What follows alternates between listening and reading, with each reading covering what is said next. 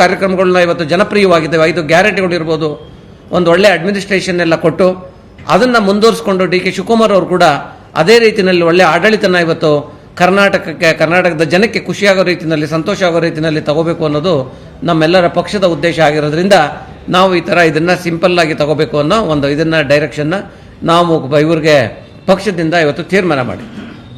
ಆದ್ದರಿಂದ ಈ ಒಂದು ಕಾರ್ಯಕ್ರಮ 3ನೇ ತಾರೀಕು ನಡೀತದೆ.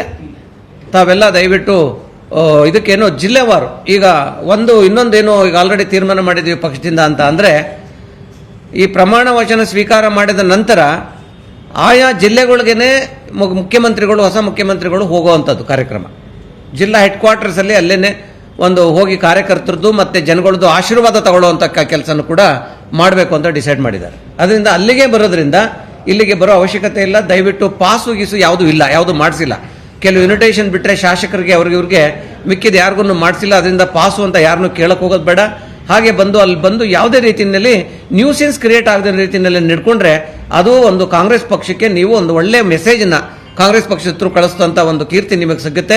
ದಯವಿಟ್ಟು ಯಾರು ಬಂದು ಅದನ್ನು ಗೊಂದಲ ಮಾಡಬಾರ್ದು ಅನ್ನೋದನ್ನು ನಾನು ರಿಕ್ವೆಸ್ಟ್ ಮಾಡಿ ನಾನೆಲ್ಲ ಕಾರ್ಯಕರ್ತರಿಗೆ ಮತ್ತು ಅವರ ಅಭಿಮಾನಿಗಳಲ್ಲಿ ನಾನು ಕೇಳ್ಕೊಳ್ಳೋಕ್ಕೆ ಇಷ್ಟಪಡ್ತೀನಿ. ನಮ್ಮ ರಾಜ್ಯದ ಪಕ್ಷದ ನಿರ್ಧಾರ ಇದು, KPCC ನಿರ್ಧಾರ. ಸೊ ನಾವು ಅದನ್ನು ಇವ್ರಿಗೆ ಕೇಳಿದ್ವಿ. ಅದಕ್ಕೆ ಅಧ್ಯಕ್ಷರು ಕೂಡ ಬಹಳ ಮುಕ್ತವಾಗಿ ಒಪ್ಕೊಂಡ್ರು. ಇದು ಬಹಳ ಒಳ್ಳೆ ಸಲಹೆ.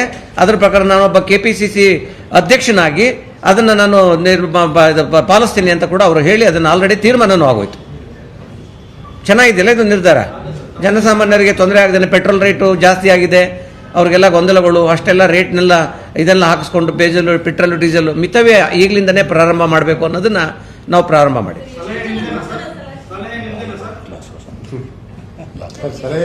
ರಾಜಭವನ ಗ್ಲಾಸ್ ಹೌಸ್ ಸ್ಥಳ, ರಾಜಭವನ ಗ್ಲಾಸ್ ಹೌಸ್ ಸ್ಥಳ, ರಾಜಭವನ ಗ್ಲಾಸ್ ಹೌಸ್. ಇನ್ನೇನಾದ್ರೂ ಇದ್ರೆ ತಾವು ಕೇಳ್ಬೋದು. Thank you very much. ಅದು ನಿರ್ಧಾರ ನಮ್ದಲ್ಲ. ಇವಾಗ ಆಲ್ರೆಡಿ ಈಗ ಇದು CLP ನಾಯಕರಾಗಿ ಆಯ್ಕೆಯಾದ ನಂತರ ಸಿದ್ದರಾಮಯ್ಯನವರು ಅವ್ರಿಗೆ ಅದನ್ನು ಹಸ್ತಾಂತರ ಮಾಡಿದ ಮೇಲೆ, ಅವ್ರನ್ನ ನಾಯಕರನ್ನ ಮಾಡಿದ ಮೇಲೆ ನಮ್ಮ ಪಕ್ಷ ಎಲ್ಲ ಅದು ತದನಂತರ ಅದು ನಿರ್ಧಾರ ಆಗುತ್ತೆ, ಅದು ಡಿಸಿಷನ್ ತಗೋತಾರೆ. ಇನ್ನು ಇಲ್ಲಿ ತನಕ ಏನು ಅಂತದ ಚರ್ಚೆಗಳು ನಡೆದಿಲ್ಲ. ಯಾಕೆಂದರೆ 3ನೇ ತಾರೀಕು ಪ್ರಮಾಣವಚನ ಸ್ವೀಕಾರ ಮಾಡೋದ್ರಿಂದ ಬಹಳ ಟೈಮ್ ಇದೆ, ಸಾಕಷ್ಟು ಸಮಯ ಇದೆ. ಆ ಸಮಯದಲ್ಲಿ ಅದನ್ನು ನಿರ್ಧಾರ ತಗೋತಾರೆ. ನಮ್ಮ ಪಕ್ಷ ಹೈಕಮಾಂಡ್ ಏನು ನಿರ್ಧಾರ ತಗೊಳುತ್ತೆ ಅದಕ್ಕೆ ಬದ್ಧವಾಗಿದ್ದಾರೆ ಪ್ರತಿಯೊಬ್ಬರು ಕೂಡ. Thank you.